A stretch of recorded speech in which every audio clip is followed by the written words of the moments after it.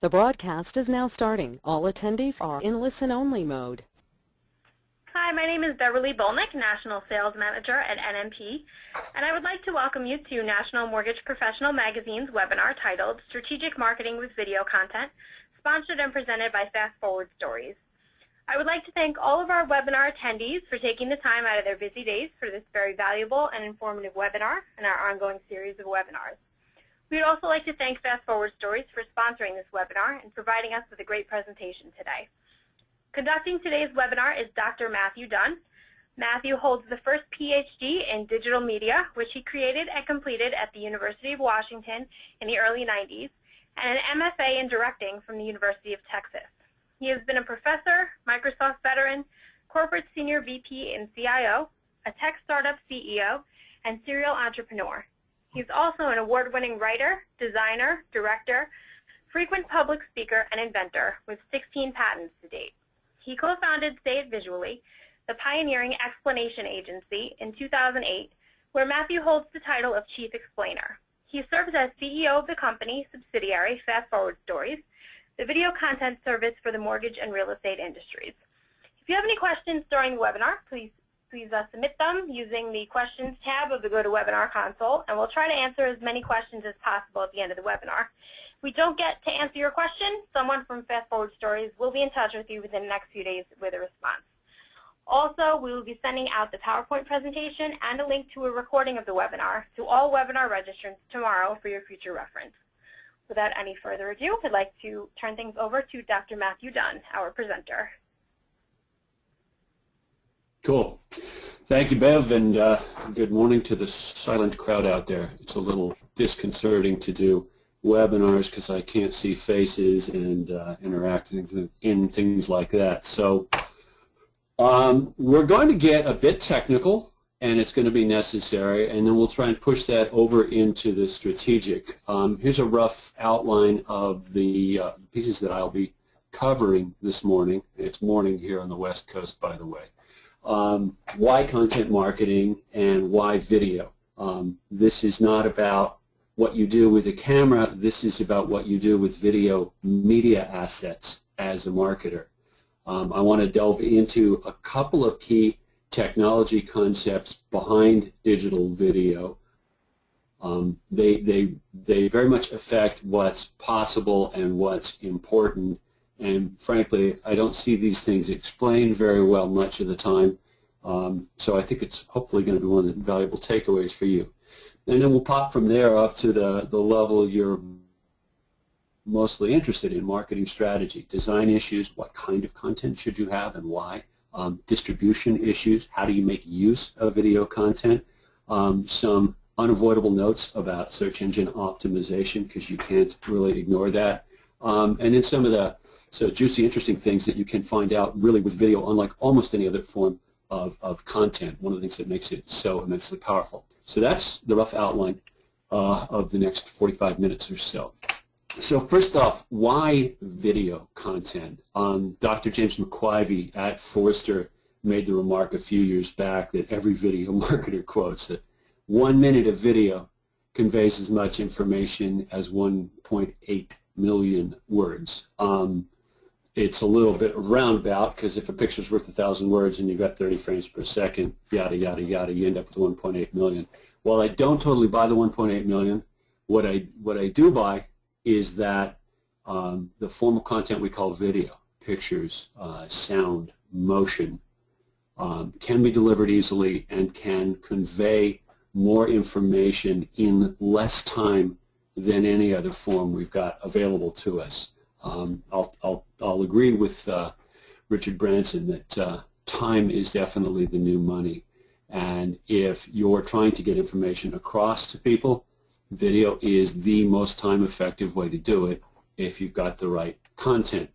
I'm not the only person that thinks that. Here's a quick snapshot of the landscape. Everybody is growing their investment, their budget for online video. Obviously, people are watching it more, so why would you not? But look at those numbers. They're kind of staggering. 49% increase in video views, 45% of marketers will maintain, 51% will increase their content marketing spend, and it goes on and on. We'll end up talking about social media a little more specifically after we've done the technical bits, but for sure the stats are entirely consistent and constant that visual media, imagery, and videos get shared in the social media landscape much more than text. They're also protectable and measurable in a way that text and articles are not, and that's something you'll understand better once we do this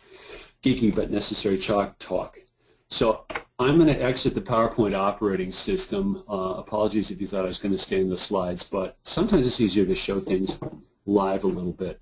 I want to spend a few minutes on the key, how does it work, technical functions of video in the internet media landscape, web and apps, but I'll talk mostly specifically about web.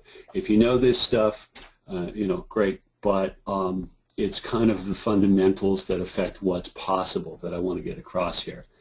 So if pdq.com is your company and you've got a website sitting at pdq.com, you've got a bunch of instructions for your customer's web browser that say, put this text here, make it this big, put this picture here, make it that big, lay out the page.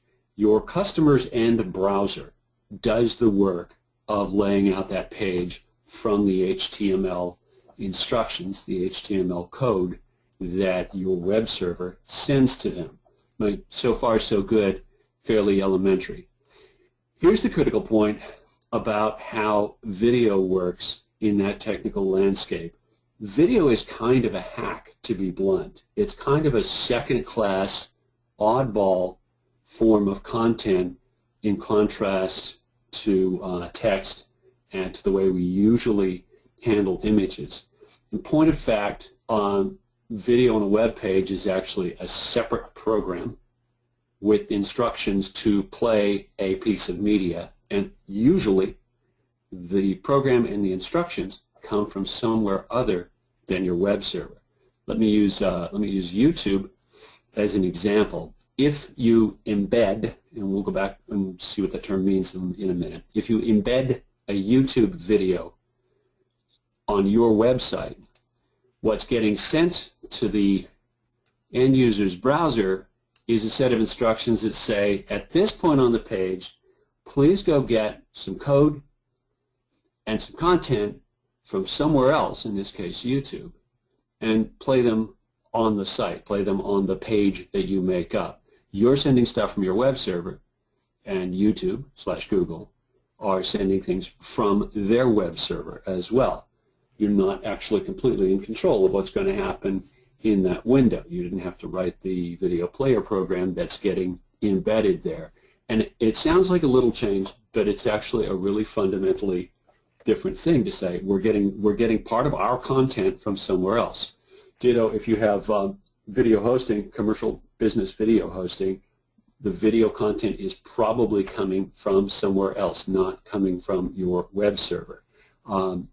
What's different technically there from pictures and from text is that if someone picks it up and moves it somewhere further, if someone says, wow, that's an interesting video, let me share it, let me post it, they're not copying it and pasting it. They're not making a separate copy of that thing. They're picking up the embed code and the sharing code and saying, I'll move that along. It's still coming from that original source. So let me show you how that works technically. Sorry for the geek out, but this really affects how these pieces work. Video tends to get shared in two different ways. You've probably seen short YouTube links that look like this. And someone says, hey, watch this YouTube video. You get a very short URL. That sharing code has some technical specs that say, on this web page, here's all of the video components. The other way video is commonly used on websites, web pages, is with what's called an embed code. So I'll scare you to death.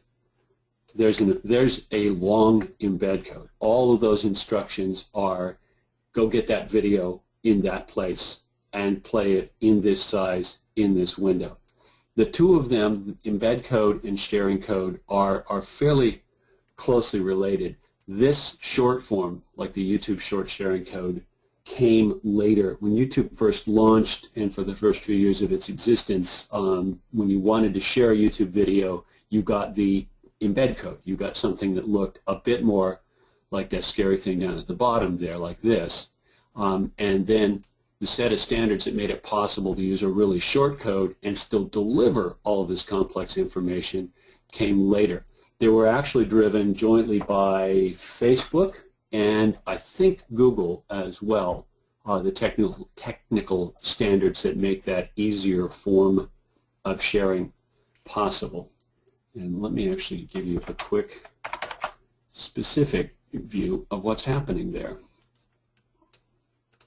As I said, Facebook drove a lot of this. So this is completely random. I went to YouTube and I said mortgage and I got this video from Mr. Pat Dwyer, and it's something to do with real estate and the Super Bowl. I'm not quite sure what his tagging strategy was, but we'll come back to that. That short URL, which looks like this, that has a bunch of info in a specific hidden tag format called Open Graph that Facebook knows how to pull apart so that Facebook actually understands what's on that YouTube page. If we put that short sharing code in Facebook's object debugger, it's a back-end tool for Facebook, Facebook says, here's what the web page at youtube.be/79q blah blah blah blah blah is telling me to put on the Facebook page when someone shares this. So there's a tag in there that says here's the image, there's a tag in there that says here's the title, there's a tag in there that says here's the description. So this short sharing code, this kind here, is a web page address. That web page has some well-defined tags that tell other sites like Facebook, like LinkedIn, here's the stuff that you can pull out from the background information and show. So the user's not faced with carrying this big long chunk of code around and trying to get it right and not make any typos. You don't have to copy and paste all of that stuff. You do something very, very short like this. This is a different shot of scrape information. This is the meta tags that are behind the web page for this particular fast forward stories video. So it says Facebook, here's the thumbnail. Facebook, here's the type. Facebook, here's the title. That same short code works in LinkedIn. That same short code works in Twitter. The reason it works is because all of the media information is actually hidden behind that simple looking web page in tags that tell those other sites, Twitter, Facebook, LinkedIn, and so on, what is this thing, what do you know about it, and Facebook and LinkedIn and so on can extract those and use those. So when you share something that's really short like this, there's a necessary behind-the-scenes set of information to make it end up being a somewhat rich experience on the other end. Live on the high wire here. If I jump into LinkedIn and just do a quick test, sorry, it's a sharing code, not a embed code. LinkedIn goes chunkity, chunkity, chunk for a minute and goes and pulls out the thumbnail and the title and the URL and so on. That stuff isn't actually visible on that specific web page. It's not visible to end users, to human beings. If we jump to that web page, it looks pretty simple. Here's the video. But that same info is hidden in meta tags that LinkedIn understands, that Facebook understands. So the key point there is that there's some technical complexity that makes this all function for user simplicity to make those really short URLs carry a video. When someone picks it up from there, if I post this video on LinkedIn and someone says that that's great and shares it, they're not copying and pasting and making a new instance that I can't measure or control or affect. They're actually re-embedding the video that we're in control of. Meaning if we go change this, if we go change the thumbnail, or if we go change the actual video content here, or if Mr. Dwyer decides to change the tags and things on his video on YouTube, wherever it's embedded, that information is going to update and change. There's just one canonical, there's one original copy of this video running around in the world.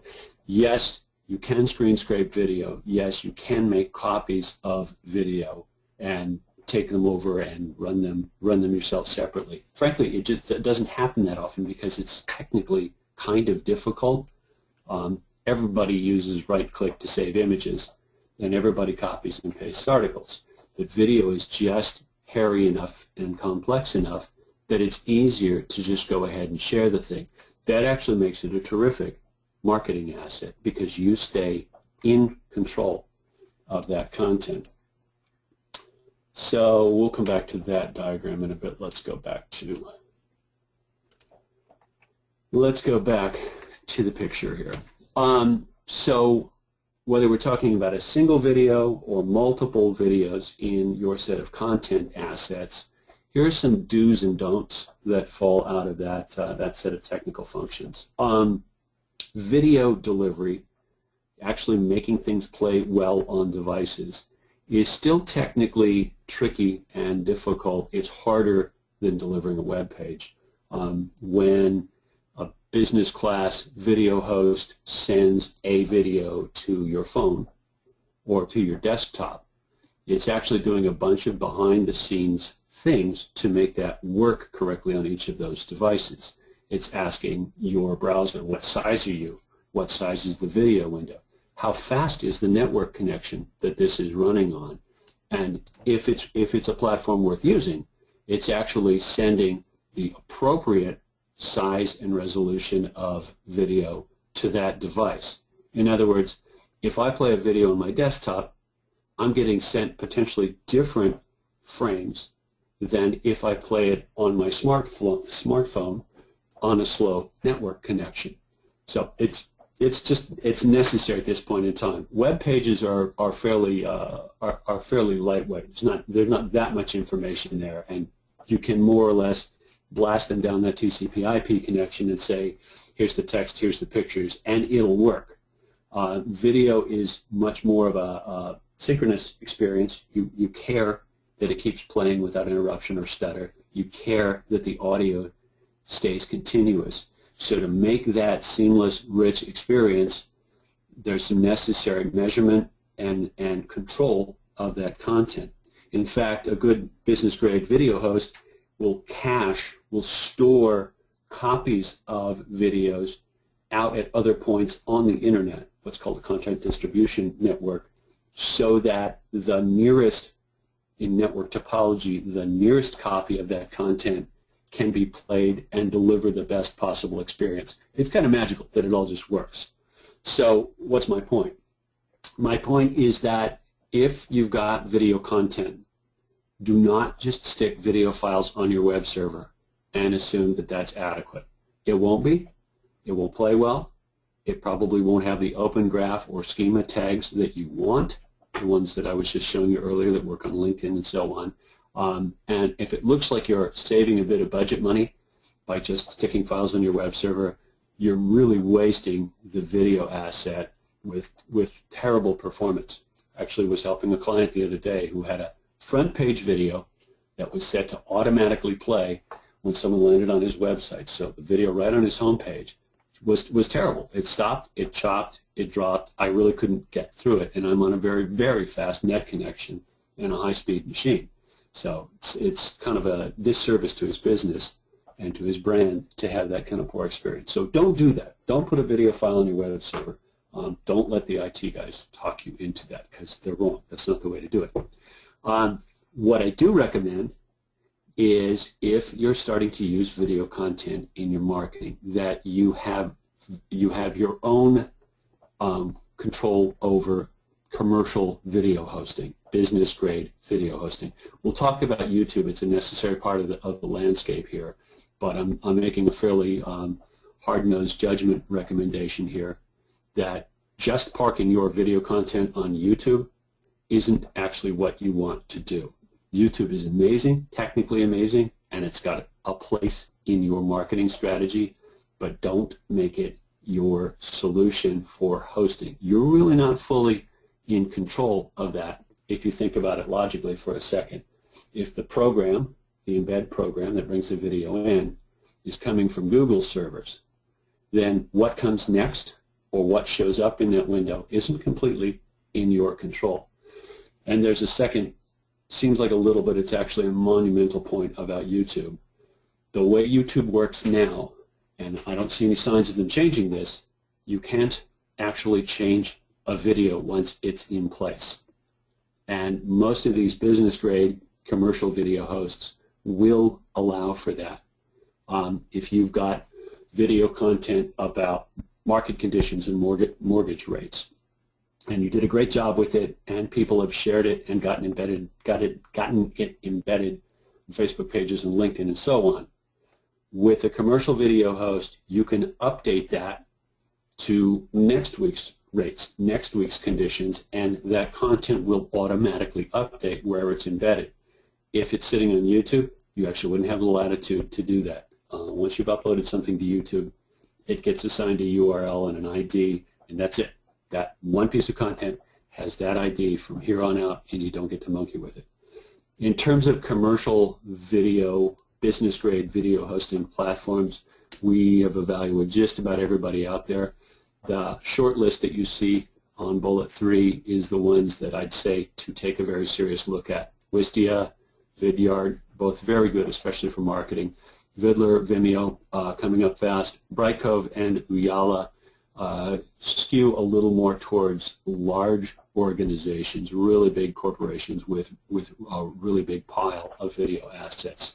Although, frankly, I would put Wistia in that category as well. So if you've got video assets, you owe it to your marketing, your marketing budget and your long-term value proposition to stay in control of those with a commercial video host. Don't try and do the technology yourself. Buy it, right? Buy the capability, license the capability, rent the capability. It's really not expensive, but don't just park it on YouTube. What do you do about the video networks, plural, that are out there? YouTube being the big one, obviously, but Facebook, Yahoo's new, we'll see if this works, Yahoo's new Screen service, which looks like a YouTube clone. There's a place for your content on those networks.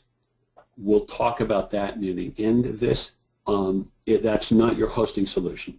You want your content there if it's appropriate, but you don't want to make that your solution, your technical solution for delivery.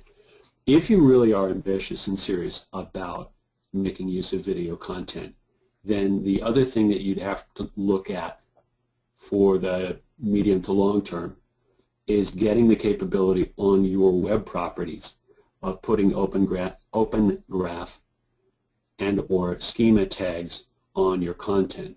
That's geeky sounding, but if you remember all of this stuff that showed up in the Facebook object debugger, all of this stuff, you can take a WordPress site or you can take a fill-in-the-blanks other content management system and put meta tags in this open graph format on the content on your own website.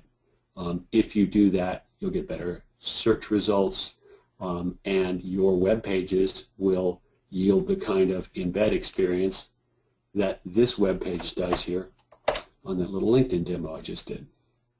So that's a little ambitious, and it would definitely involve whoever helps you with your website, but it's one to note. All right, let's talk about the content that is getting delivered, the marketing strategy for the kinds of content you want to use.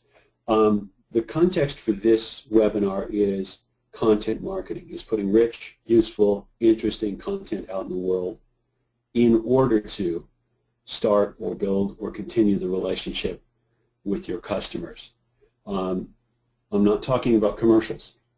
People are very good at screening things that are interrupting them and selling them They're much more prone these days to engage stuff that's useful to them first and then continue that relationship or continue that, that was a favor, engagement with the company that provided it later. That's kind of that's the gist of inbound marketing, HubSpot's term, or content marketing.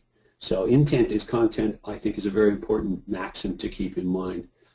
We have continual arguments, I'd say visually, with corporate clients who want to do something that explains the service and then can't avoid the temptation to start making commercials and talking about themselves. And we continually tell them, don't do that, because people aren't interested in hearing about you. They're interested in useful, engaging information for them, and that's what you're trying to accomplish here. We can't possibly canvas the range of styles and production methods for video in an hour or even hours, but briefly, it's easy to make informal video content these days. We all have a movie studio in our pockets, that miracle called the smartphone, and shooting and even light editing of images and sounds captured from reality is easy to do. So terrific. There's a place for that. It's not necessarily easy to make content that's useful and engaging with the smartphone because you're not really in control of the scene, of the scenery, of what's said, any of that stuff. There's a place for informal content, but I would not stop with arm everybody with a smartphone and set them off and running. And the costs of making that, so the top row in my little grid there, the costs of making video are a little bigger than you'd think they are. Yes, you can just shoot informal street video with a smartphone and edit it right there on an iPad or something like that. But as you start wanting to polish that and control it and say as much as possible in the shortest possible time, the expertise required and the equipment investment start to climb. It's not completely free to do this well, and you definitely get the result you paid for at the end. So that leads to the sort of next level up, my second column there that I labeled studio. You can hire the expertise to make video captured from reality. The studio interview of the technical expert or the executive have been sort of a staple of corporate video for a long time. Costs go up a little bit. You need more of a controlled environment. You need particularly a controlled environment in relation to sound. That's probably the biggest distinction between street video and studio video, is that the sound is actually palatable to listen to, not noisy. But costs go up a little bit if you do that. You can do it yourself. You can stick a smartphone on a tripod and a separate mic and interview someone. You're limited to what they're going to come up with in terms of the actual content. Most people aren't going to memorize a script for an informal studio video. So if you get your expert and you can get them talking, great. You're more or less limited to what comes out of their mouth for the actual utility value of that content. Next step up beyond that, which I labeled scripted, is more full-blown production, right? A stage with some control over visuals and lighting and things like that, and control over audio. You'll almost inevitably have someone who's good at this involved, a freelancer, a production shop, something like that. If you're going to script a video on a particular mortgage form, for example, then you're going to have someone who can memorize the script and someone who can say that if language is one of the carriers of meaning, and so your costs are going up, your complexity is going up. And you can mix in stock content, but stock content is stock. It's not necessarily designed to say a particular thing. The far right edge of that is where you really invest in full-blown design. We want to get these things across, and let's make sure that the visuals and the language and the music, if there's music, and the motion are all conspiring to say as much as possible in the shortest possible time about that. At the low end, frankly, I've seen some very effective lightweight animation done with PowerPoint or my tool of choice, Keynote, if you're running a Mac. You can do a decent job of rudimentary information with PowerPoint There are also online platforms like Powtoon for doing that kind of lightweight animation, and you can say a lot in a relatively short amount of time with fairly rudimentary animation. It takes time. You still have to write the script, you still have to storyboard, you still have to plan out what you're trying to get across, but you can make that. You can buy the capability. You can hire a studio to produce something for you, or third option, bottom right, you can actually rent content and get your brand on it. So there's a wide range of options available in terms of getting strategic content for your own marketing use. Last thing about design, the content within the frame of a video is very meaningful to a person who's watching it, but doesn't mean anything to search engines, which tend to be the way people find things. You absolutely have to pay attention to the thumbnail, which is the static image that shows before a video starts playing. You absolutely have to pay attention to the title and the text descriptions and the tagging and categorization of a video. If you don't, it probably won't get found, it probably won't get watched.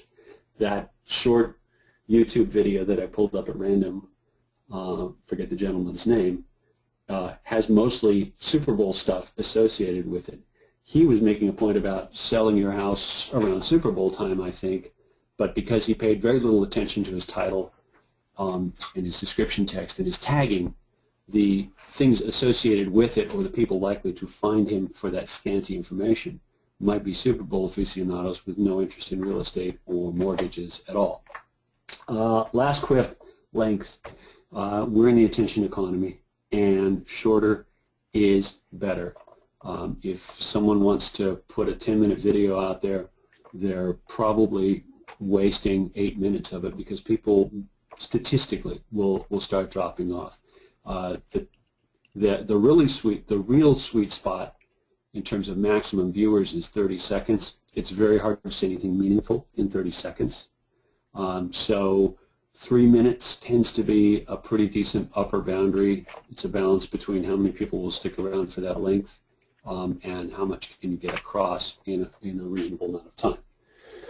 So that's the snapshot of kinds of content. Way too many options available there. I wanted to talk about websites and video. If you have a website, which everybody does, right, and there's no video content on it, you're probably not getting the kind of engagement, time on page, and really piece of someone's mind that you could.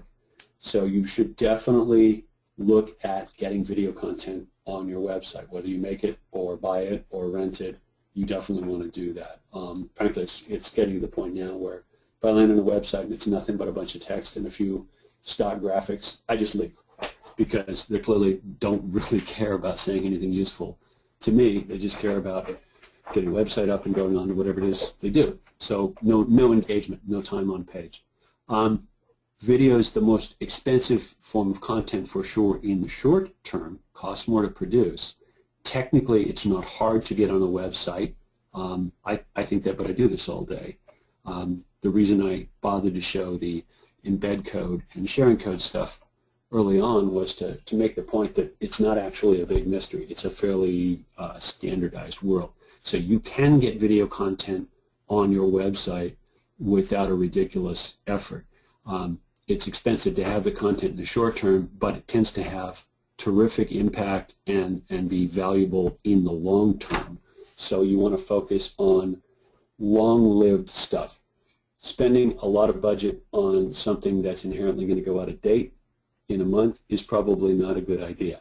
Right? A really expensive video about today's mortgage rates would be silly, because by next week you're not going to use that piece of content. So think about the lifespan and then work your way backwards as you bring production costs down. I promised to talk about search engine optimization. Here's the short version of a very long and complex topic. Google and the other search engines prioritize video. The metric from Forrester that every video guy will quote is that a video on a topic is 53 times more likely to show up on page 1 search results, 53x, 53 times more likely to show up on page 1 than a web page on that topic. That's partially a numbers issue. There's not that much video content compared to the amount of straight up text content. But video on a website can have a very positive impact on search results. To get that impact, there are a couple of blocking and tackling fundamentals that you have to pay attention to. From Google's perspective, and Google's the big dog for us in terms of search, they want to see one video per web page. If you have a page with 50 videos on it, that's a great thing, but that's probably not the page that's going to show up in the search ranking. They want to see relevant, unique text on the page with that video. That text is what actually tells the search engines what the video is about. Search engines don't read the frames of a video. They don't know what's in there. They read the text around it and say, oh, this is about fill in the blanks, long-term mortgage rates. Why? Because the text says long-term mortgage rates, and there's a video there, so we're going to infer that that's what that video is about. The last thing that you need to do with your website if you've got video content on it is what's called a site map. That's a technical construct that tells search engines where on your site the video content is located, which pages have video content. And then the schema tags, those tags I showed you earlier for LinkedIn and Facebook embeds, have a positive impact on search rankings as well.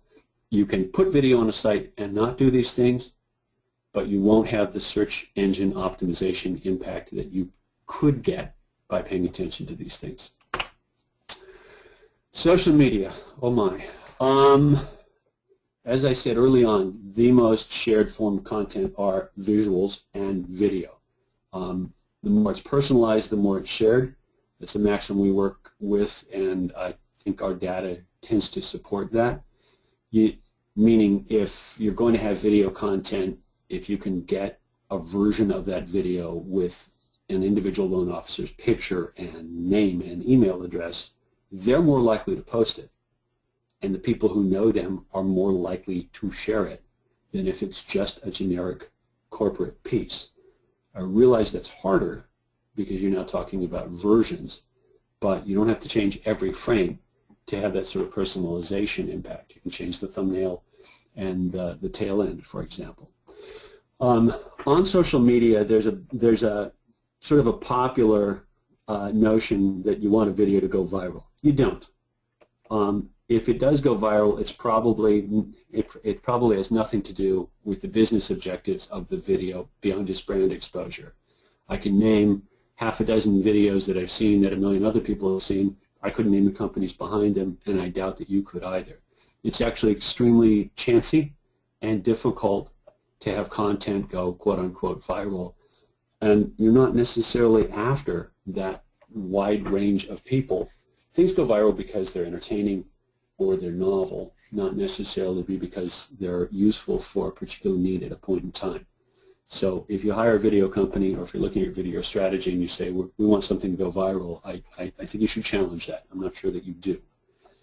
Instead, think in terms of video content as an asset for conversations. And this is a different way to look at it, but let's see if I can expand on it a little bit. I've got teenage boys, and I've learned an enormous amount about the 21st century consumer from watching them and their peers and friends. What people do now to converse with each other is increasingly share content with each other. It's rare to see two teenage males, and I suspect 20-year-olds as well, have a conversation of any length without pulling up a web page or a YouTube video or some other piece of content. It's how they exchange meaning with each other, and then comments on that content is a critical form of conversation as well. So you want video content assets that you can use in your conversations with customers, not just park them out there like you're a broadcaster and assume that people will find you. If someone has a question about current mortgage rates and you can send them video content about current mortgage rates, that's the kind of format that they like. It's short, it's compact, it's engaging, and it actually shows a level engagement where the consumer lives these days. That's better. The measurement metrics, by the way, on video are far easier than you might think. You can tell, unlike most forms of content, you can tell if the video you turn loose on social media is actually getting watched. Why?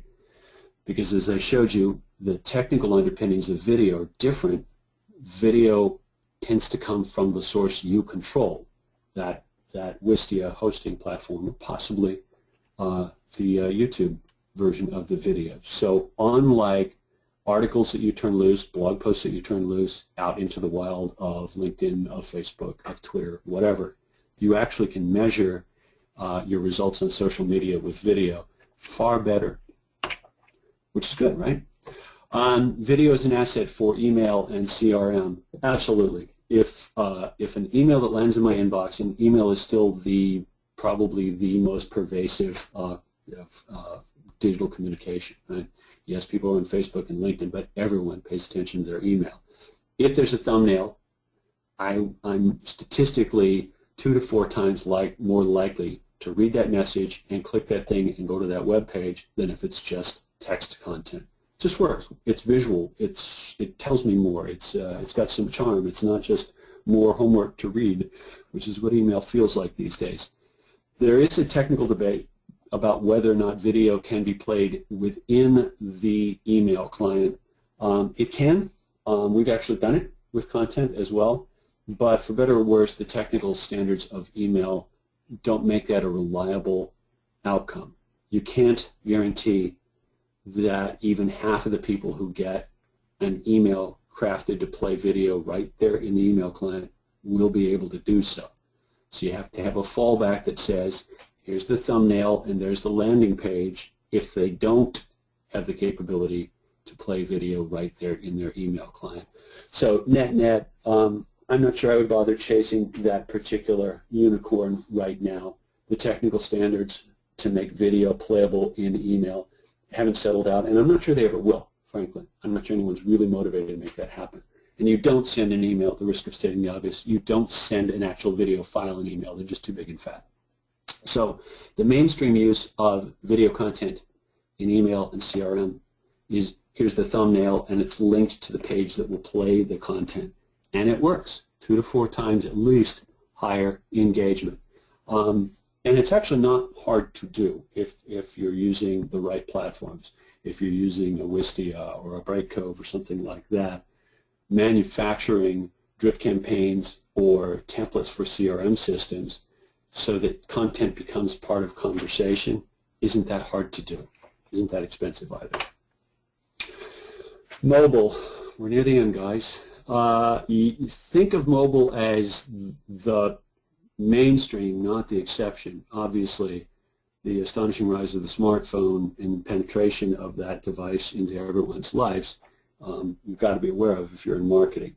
Mobile video delivery is still technically tricky. So as I said early on, get help, hire help, go get a Wistia account or something like that. Mobile video usability it's not actually particularly easy. There's a lot of technical artifacts behind this, but you need to do the best you can and wrap your video content up in the kind of expertise that commercial video hosts bring to you, control of embed codes and colors and things like that. And they're doing the measurement and sending the right version of the content so it'll actually play on a cotton-picking phone. If you've gone through the sweat of adapting your website to become a quote-unquote responsive website, you have some idea how complicated this is. Content, last note about mobile. Content length, style, and audio design are different for mobile. Mobile, even more than the desktop, is about short content because people rarely watch really long stuff, leaving Netflix binges aside. They rarely watch very long stuff on their smartphone. And unfortunately, most smartphones are basically monaural devices, so you need really good audio quality, but you can't go too nuts on sound staging because they won't hear it. They're just listening to that little speaker on the bottom.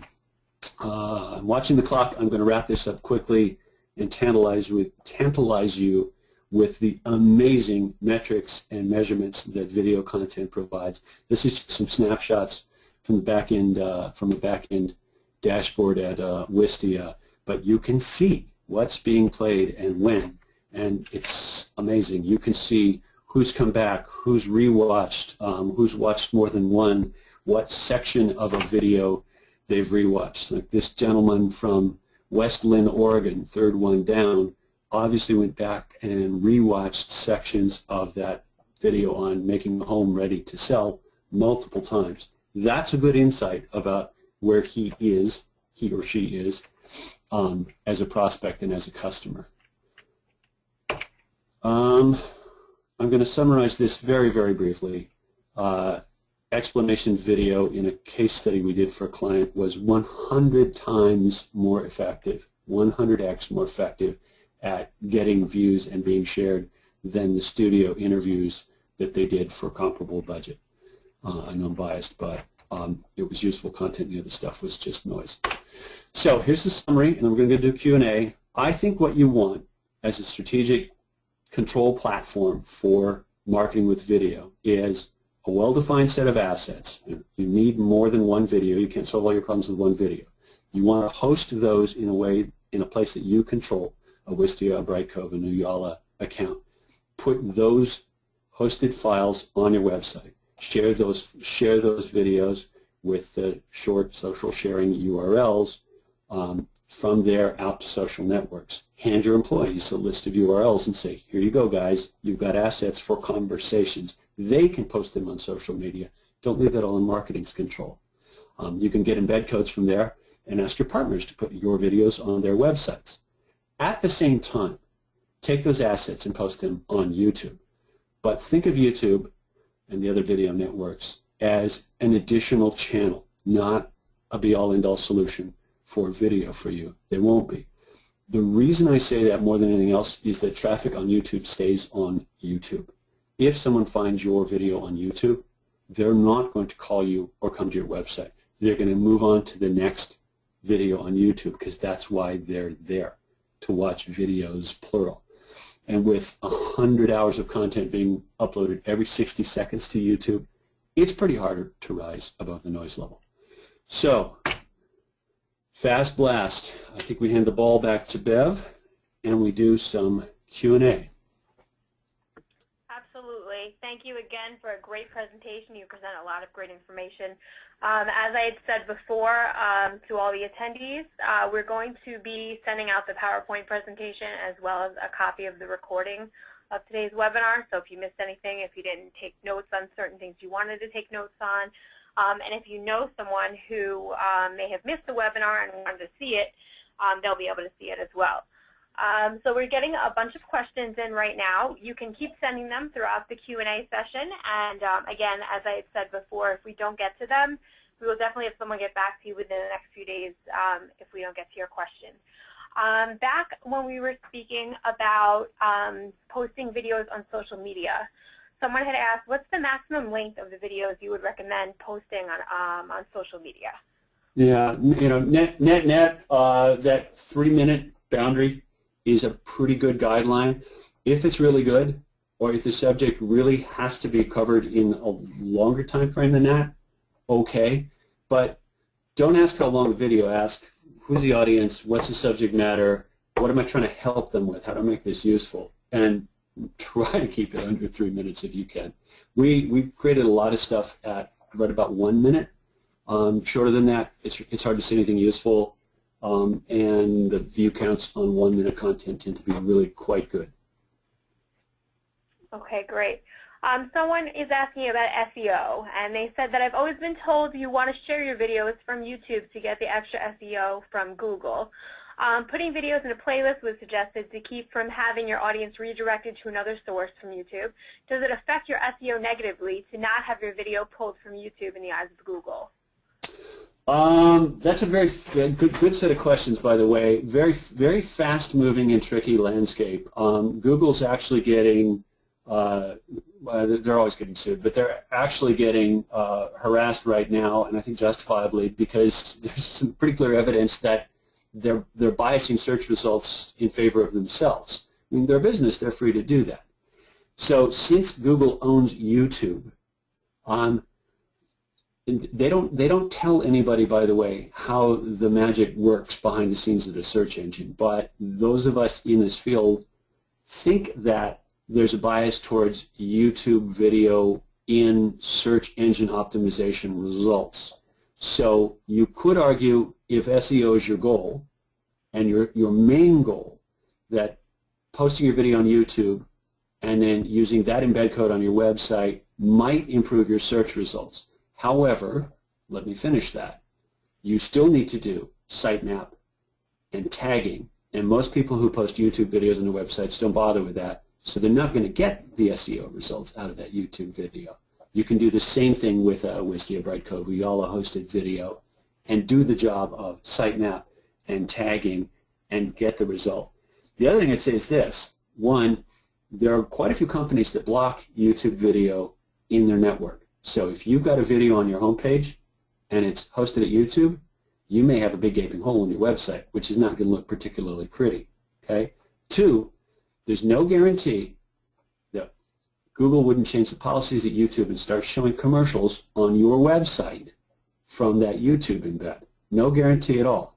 You're not in control of that. The reason they're giving away the bandwidth for free is because they're in the advertising business.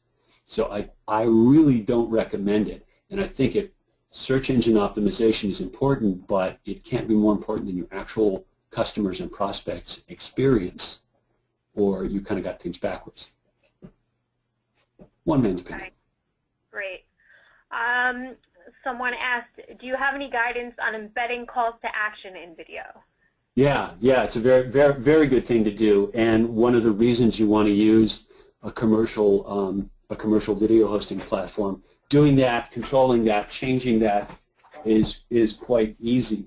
We put call to action graphics at the end of all of the fast forward stories videos, and they tend to be hyperlinked to landing pages. If you want to do that job really well, you actually want to put the UTM codes on them so you know which video is driving traffic to you. Yeah, but that's absolutely call to action in the video. That's the reward, right? You just gave me a minute or two of useful content. Oh, you're the one that sent that. Let me find out more about you, and all I have to do is click. It's absolutely a smart thing to do. Okay. Speaking of fast forward stories, I just wanted you to give the audience a little bit of an overview of how what fast forward stories is exactly and how it fits into the strategic recommendations you've made in this webinar. Sure. Thanks, Beth. Fast forward stories is when I talked about rent earlier on, rent content. That's what fast forward stories is. We've created somewhere in the neighborhood of 500 explainer videos about mortgage, real estate, title, and related topics. We license those, we host them, we deliver them, we provide a mobile app to play them, we brand them for clients. So it's a way to get the kinds of content assets that this strategy was all about without investing $250,000 to $500,000 in production first. You can preview the whole set of content in our library on fastforwardstories.com, by the way. But the basic idea is there don't need to be 5,000 unique videos explaining loan-to-value ratios out there in the world. Let's do one really, really well and then make it available to people who want to know about that. Great. Okay, I have a question. Actually, I have two questions that are similar. Someone asked if duplication of content is an issue with Google, YouTube, and SEO, and someone else asked that if sharing the same video more than once on social media is good or bad. Yeah, closely related. So the Google and duplicate content question. Google's official guidance, and I actually bothered to quote this and embed one of Google's videos on the FAQ section on our website. Google says the most important thing is the user experience. If the content that does the best possible job explaining loan-to-value ratios is on my site and on your site, if we're taking Google at their actual word and philosophy, that doesn't bother them. Why? Because that's a good user experience. The critical thing is they actually don't know what's in the video, right? Search engines are blind to the actual content within the video. So what we ask and help clients to do where they're deploying the same video about loan-to-value ratios with their brand on it is to take the time to put an article or rewrite an article that slants it towards their audience, their firm, their practice, their philosophy. That's going to tell Google this isn't actually the same content. For our service, we actually do, for customers that really want unique content, we do a whole re-render, rebrand that gives them a unique copy from Google's point of view, if the duplicate content thing is a big enough issue. Frankly, it's ambiguous. No one in the video space really knows whether duplicate content is penalized or neutralized or what. And unless you've got a sitemap saying, oh, I've got the same video here that that guy's got there, which is not something we would do. Google doesn't know it's a duplicate. The other question was posting the same video more than once on social media. Good question. This is slightly tricky, but let me see if I can make it very clear. We are not in the broadcast era. The notion that you have a video on loan-to-value ratios, I don't know why I keep using that example. I have a video on LTV and Bev has a video on LTV. If we both post it, people will see that it's duplicate. Baloney. Completely false. The math doesn't work. If you haven't read Chris Anderson's book, The Long Tail, which is now, what, 10 years old, go look at it. We're talking about long-tail content here. We're talking about very few people are likely to see that, and they're only going to be interested at the moment of need where they're in the middle of a loan. The mathematical likelihood of someone seeing my LTV video and Bev's LTV video in the same day is basically zero. So the duplicate content thing is that's broadcast thinking, right? My network overlaps with your network statistically, right? We're all 6 degrees of separation from each other. But there's not enough time in my day to watch everything that everybody posts. I'm never going to see the duplication. We've never, ever, ever, with 19,000 videos deployed, had someone have this happen. Oh my gosh, I posted this and so did my competitor. Never had it happen. Okay, great. We have time for one more question. And again, thank you all for submitting your questions. There are a bunch that we haven't gotten to, so I'll be sending those over to Matthew to answer, make sure that they get answered. We'll send you over an email with the more information. So the last question that we have is video content effective for multilingual or multicultural audiences? Yeah, absolutely. One of the big title companies, I think American Title, just launched a multicultural site with, I think they got about 20 videos in about 4 or 5 different languages. Yeah, our markets are changing, right? People don't just speak English in the U.S., which is a wonderful thing. If you plan and engineer for it, you can take the same video content and either caption or actually change the voiceover to talk to multiple audiences. There's an underlying point that's also quite important. Video done well is a visual communication tool, and visual communication done well isn't rooted solely in one language. If I show a balance beam with bags on either side, I don't have to put a label in English to make that meaningful to someone who only speaks English, or Spanish to someone who only speaks Spanish, right? They're going to actually see the point visually. And in fact, they'll do that first. We process visuals 60,000 times faster than we process language. 60,000 times faster. So video is terrific if you've got a multicultural audience. We've actually translated our stuff into 4 languages so far because of that. Excellent. Well, again, I wanted to thank the audience for taking time out of their day for attending the webinar, and of course, you, Matthew, for providing such great information. We're getting a lot of great feedback already about this webinar. So thank you again, and we will be sending out the PowerPoint and a recording of the webinar to everyone tomorrow, and submitting any unanswered Q&A questions directly to Matthew. With that being said, I hope everyone has a great rest of the day, and we look forward to seeing you on our next webinar. Thanks for hosting, Beth.